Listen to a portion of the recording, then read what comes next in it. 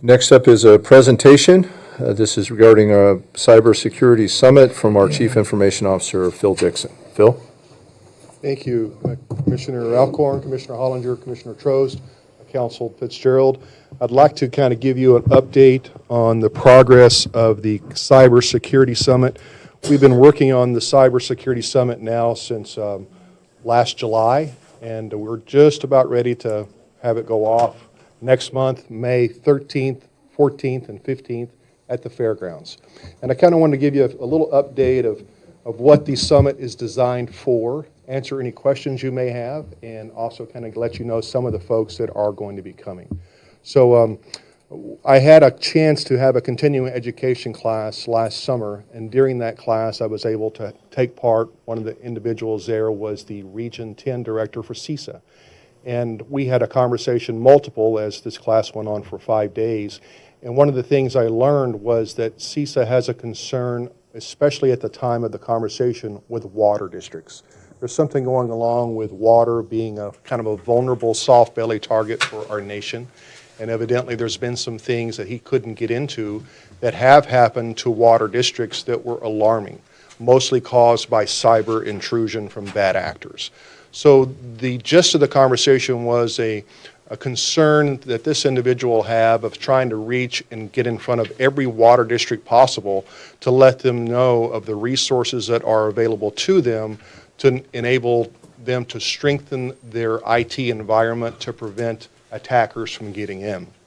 I came back and I approached Mr. Fitzgerald and asked him would it be okay if we used a room in the county and perhaps bring all the water districts in at one time, thereby saving Mr. Ross multiple trips back.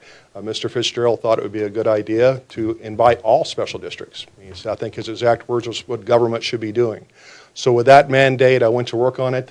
We slowly have been approaching every special district. We're just kind of focusing initially on fire, water, but now we've got every special district within Curry County, every special district within Coos County, and most special districts within Del Norte County have personally been invited via a phone call and an email, and then follow-up emails to those individuals letting them know how important this is. Some of the nice things about the Cyber Summit is who's coming. We have some very brilliant people that this is what they do professionally that are going to take time and money out of their schedules to come down to Curry County and get in front of all the special districts at one time. Since it kind of grew from just being water departments to being multiple organizations, I'm going to scroll down a little bit here. This is one of the ones talking about just the cyber disruptions that are happening within water districts, how many across the nation have been targeted. And what it does is it institutes fear within your citizens. Is my water safe to drink? You might have seen different things come across the news of boil orders or people actually draining their tanks. Well, if you add two and two together, why did that happen? Maybe there was too much chemical mixed into the water treatment. Something might have happened that somebody got in a hold of that system and it made it to where the citizens couldn't drink water. Well, as we continue down the list of special districts within the county, water just being one. Let's scroll down to the next slide here. Also, you may have heard about with school districts the Power School hack that recently happened. Power School is a software program that many districts use to communicate the progress of the students to the parent. This system was hacked via a cyber attack, and all the data that Power School contained was now open on the open market and can be found. So it doesn't take much, and sometimes school districts especially since COVID, because oftentimes from my research there was a huge ramp up to provide Zoom classes and online education, so you had all this expense being spent to provide these resources to kids. Well, every time you open up a new hole in your environment, you open up also a door that an attacker can get in. So this is also a big concern from cybersecurity professionals, is how vulnerable our schools could be, and just some of the things we're going to focus on during the summit is just kind of the starting things they can do to make a difference. What can they do, kind of the low-hanging fruit, multi-factor authentication, good backup procedures. Those two things alone can make a huge difference into how quickly your organization can recover from a ransomware attack.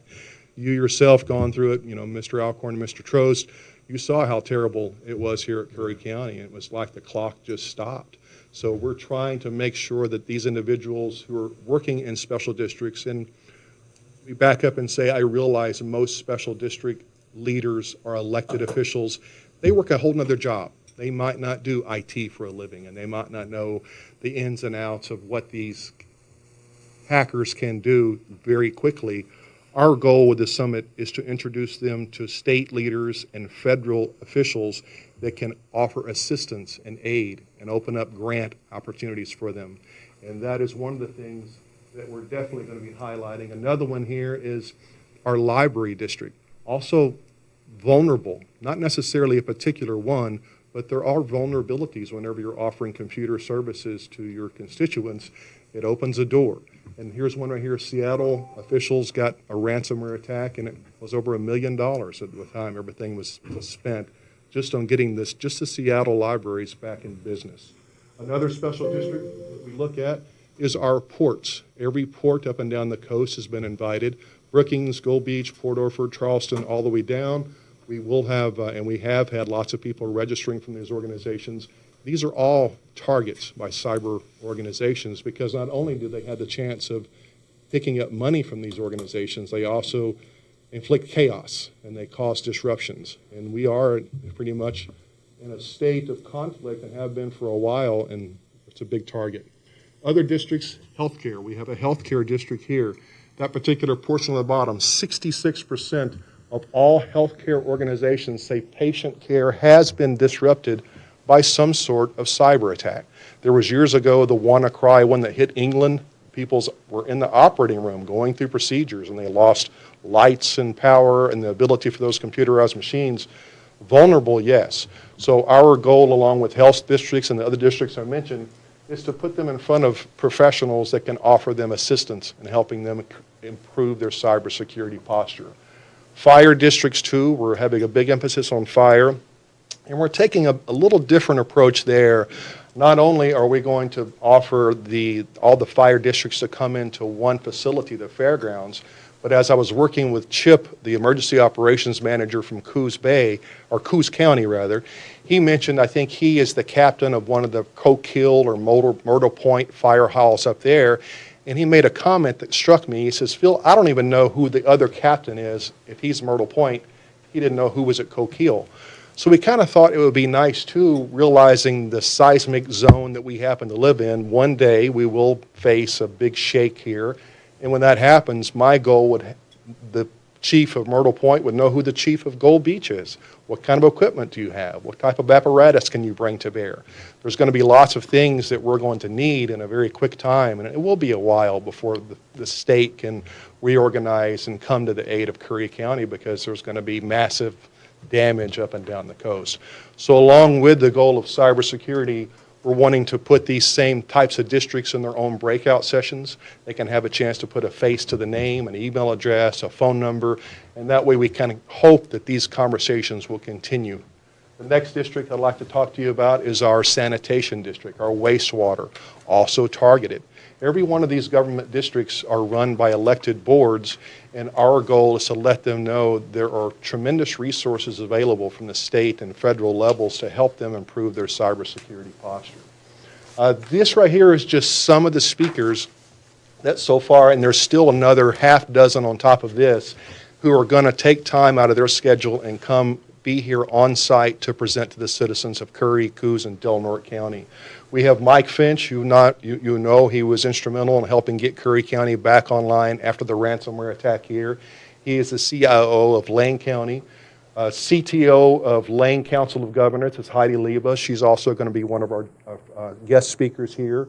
Darius is the CIO of Coos County. Jason works for CISA. He's going to be coming down. Leslie also works for CISA. John Jones is a CISSP, which is a cybersecurity professional working for LCOG. We have Christopher Ross. This is the gentleman here who is the Region 10 Director for CISA. We have Cinnamon Albin. She is the Deputy State CISO for the state of Oregon. And then we have another half dozen people on top of this that will also be here. As the registrations are starting to come in, we have registrations now from the CIO of Jackson County, the CIO of Douglas County. We have lots of people coming from across the state to Curry County to work with all of our special districts and let them know they're not alone. There's people here that want to help, and there's resources available. So the goal would be is these small sessions, library session or a health district session, you're going to have a panel of experts there that are going to listen to your specific questions about how to improve your specific district and offer you resources, contact information, phone numbers, perhaps even grant information. I do realize this won't happen all during that same summit. The summit is designed to, this is my card, this is the phone number, this is how to contact these people, this is starting the conversation up, and it will be a continual conversation.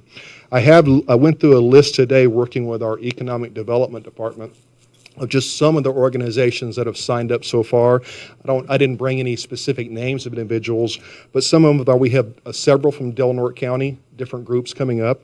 We have Coke Hill tribal leaders going to be here. Douglas County, Coos Forest is going to be, Brookings Harbor ISD, Langlois Water, Port Orford Langlois ISD, Lynn Benton ISD, South Coast ESD, Nasika Beach Water, Lane Council of Governments, Charleston Fire, Oregon State Police, Oregon Water Resources Department, City of Port Orford's Gold Beach Police Department, Port Orford Library District, Wedderburn Sanitary District, Coos County, Oregon, Jackson County, Oregon, and Oregon Department of Administrative Services, just to mention a few.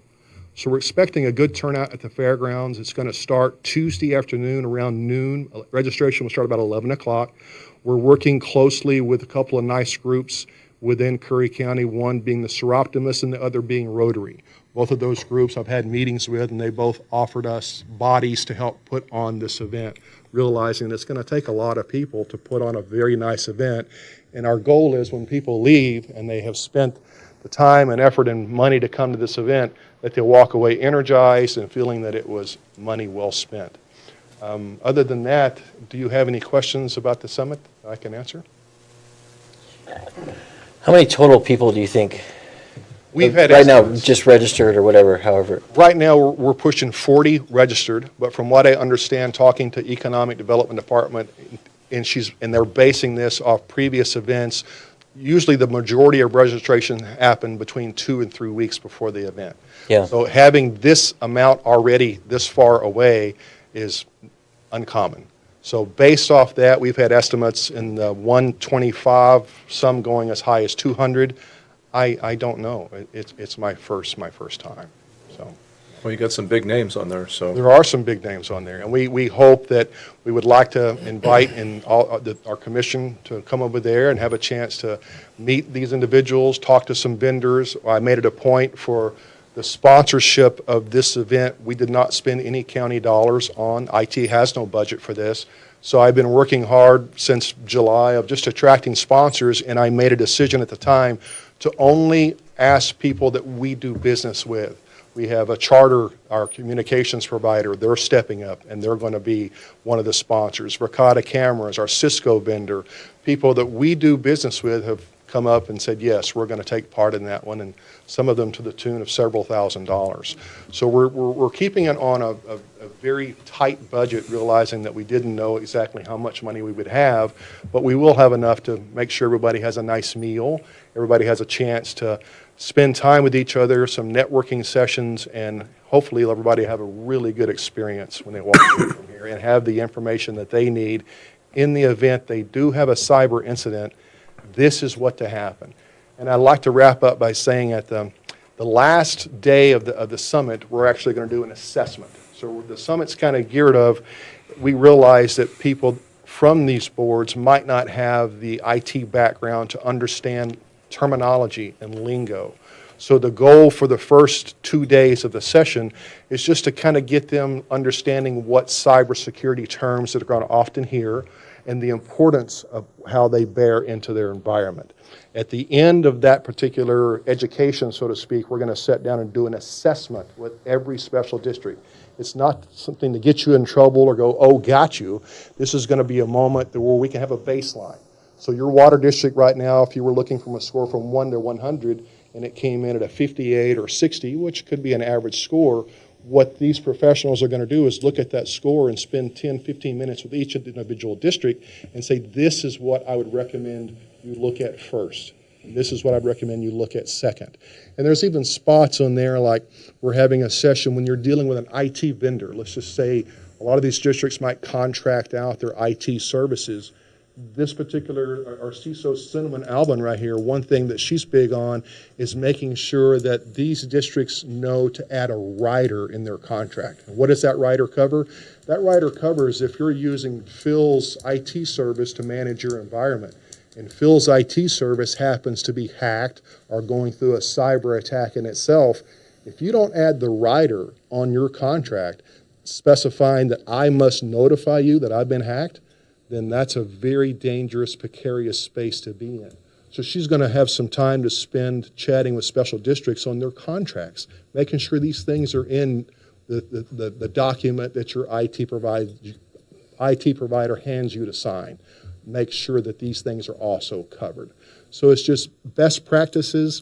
There's going to be sections in there that we can actually help identify key vendors, ones that have gone through the vetting process by the state.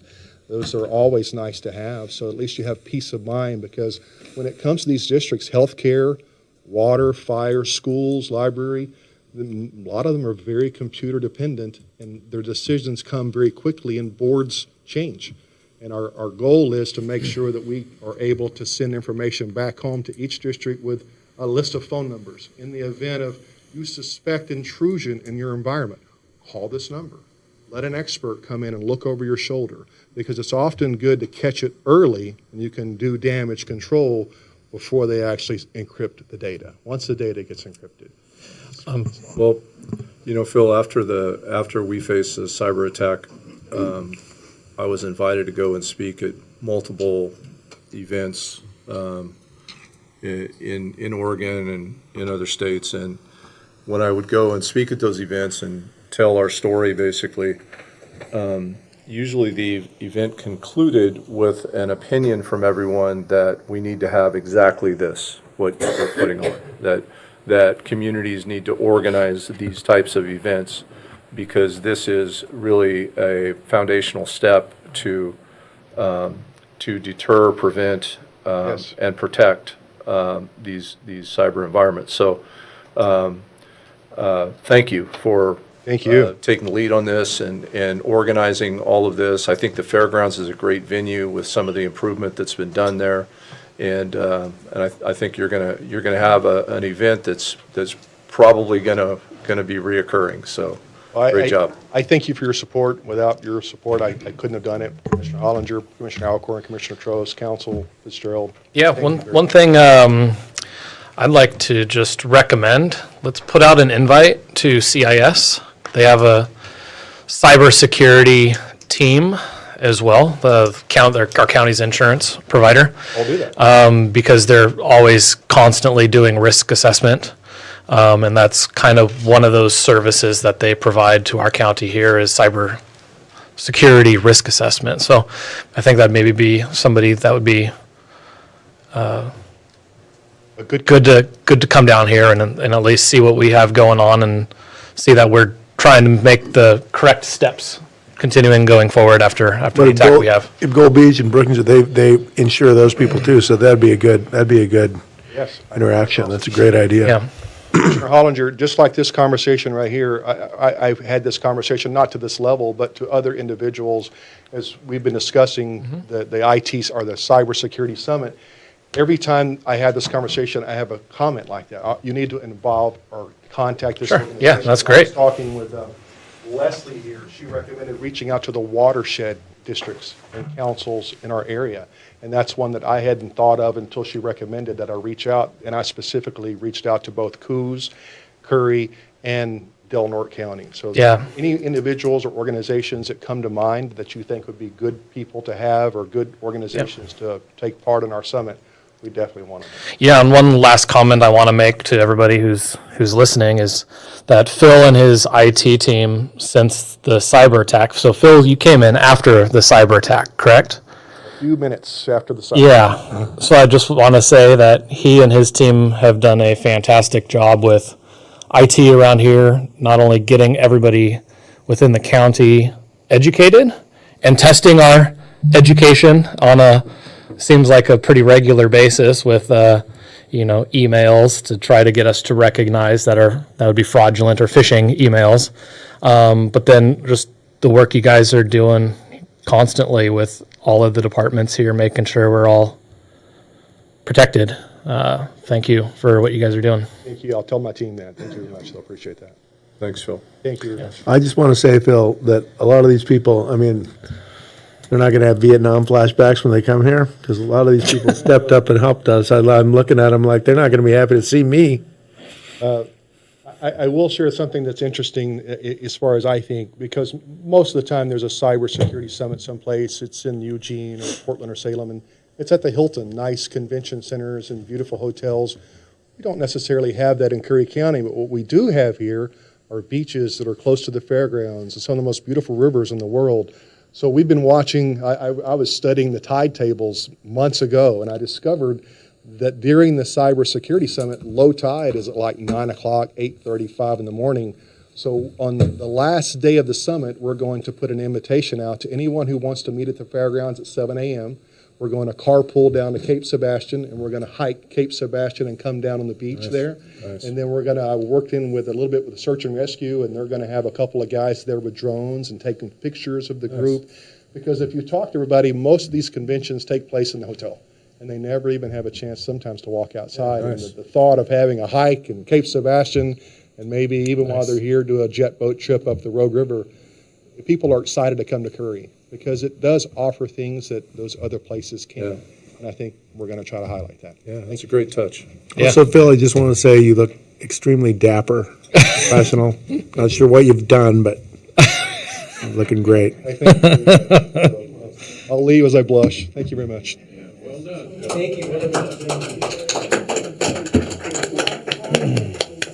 Job, Phil. All right, moving forward in the agenda, next up is